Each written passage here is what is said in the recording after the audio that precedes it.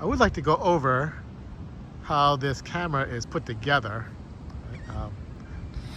Now, like I said, it is 3D printed.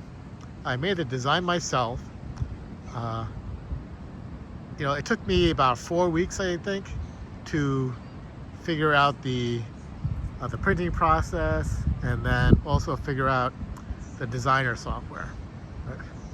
So I use FreeCAD, and it's free, or it's kind of like the open source, right, where you contribute money to it if you like. Right? But yeah, that's the part that took the longest time. I mean, operating the printer is almost kind of trivial, right? But well, let's go over some of the parts of this camera. Right? Oh, and I'll probably throw in screenshots, not screenshots, but pictures of the various parts as they go through them at home, and put them in the video here. But let's go over what this thing is made of. It is so the back itself, right? The camera back itself. This thing here. Now that is not 3D printed.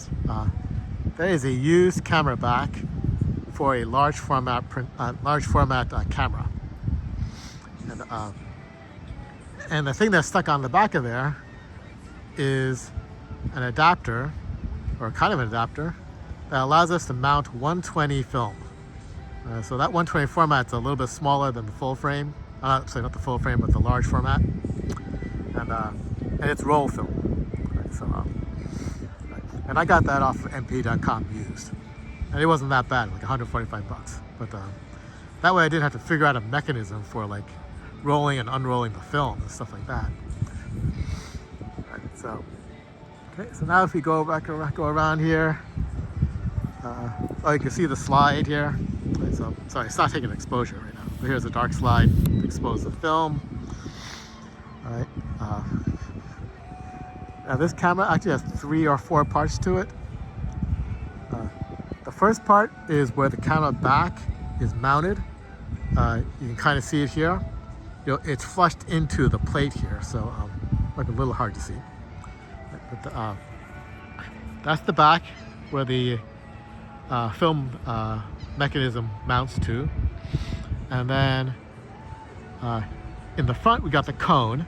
Right? So this is 62 millimeters. Now the reason I have such an odd number is because I screwed up the crop factor math, and that's what I ended up with. So this is around 30 millimeters full frame equivalent. Now in between the cone and the back is kind of this mounting plate here. A little hard to see, but it allows the cone and the back to be mated together. I was going to talk about the shutter, but before I get there, what's holding it all together are these tripod mounting screws, right? So I was looking for a way to put the parts together, and why not use tripod mounting screws? They're a little expensive for a screw, but what's nice is it's got the little D-ring here that you can use to help twist it on, right? And yes, that's what I use. Yeah, and you can see that that's how the camera back is attached to that backing plate.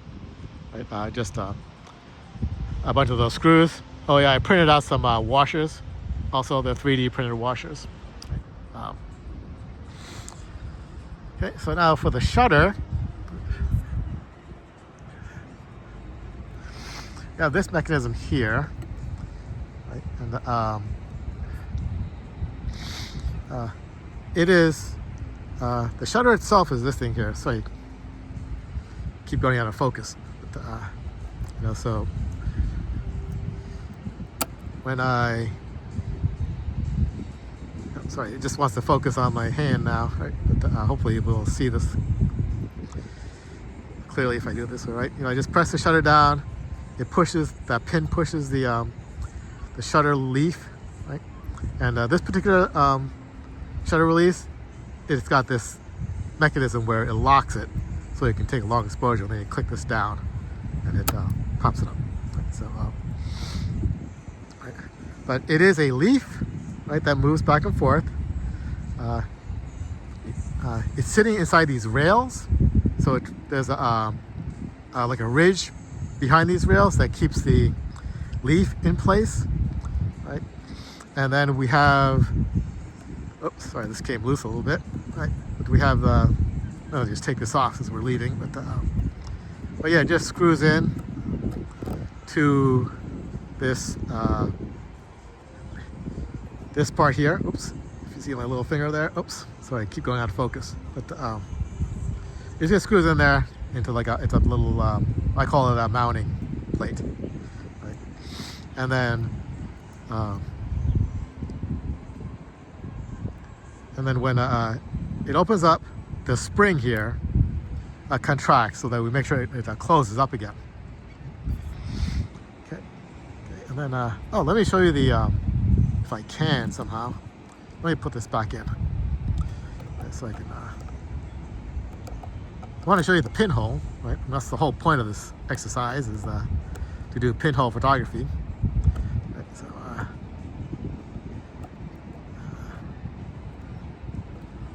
okay. Now I'm going to figure out something so that it doesn't like droop so much. It wasn't drooping when I designed it, but always in the field things are different, right? So hopefully that'll be enough. So let me open it up. And then we're going to see how well my iPhone can zoom in here.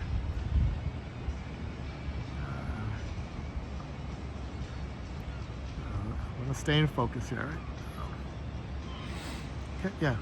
So hopefully you can see it. But it is using a piece of aluminum, right? It's actually a tin can that I cut up and I've stuck a pinhole in it. It's about 0.4 millimeters. I use some really small drills.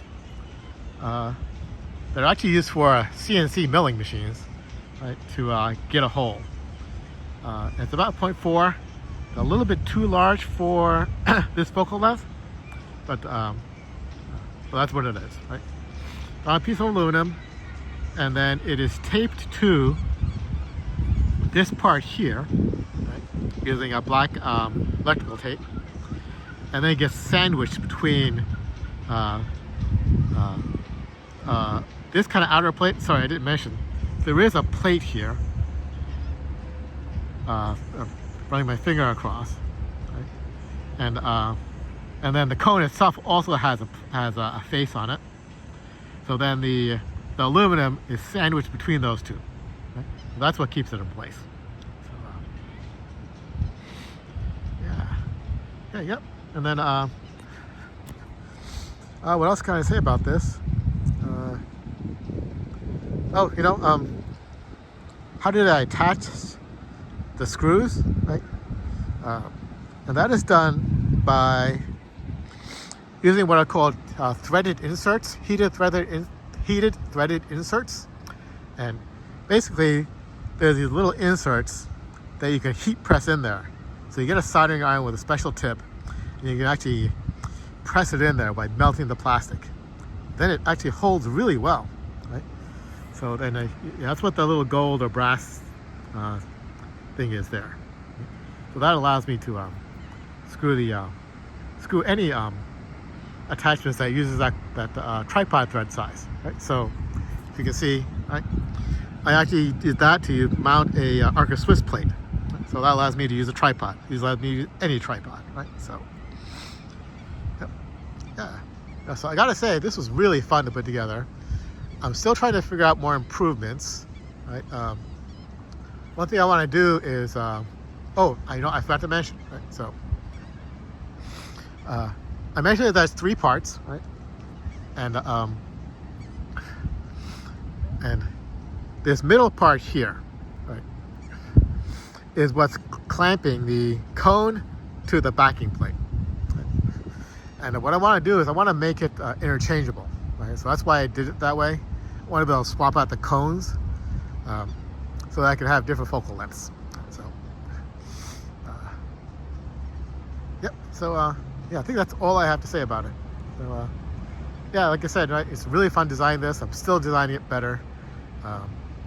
See if I can make it smaller maybe. Like I mentioned, I want to make the cones interchangeable. Looks like I have to do a little more work on the shutter mechanism so it doesn't droop like this so badly. Right? But yep, that's the overview.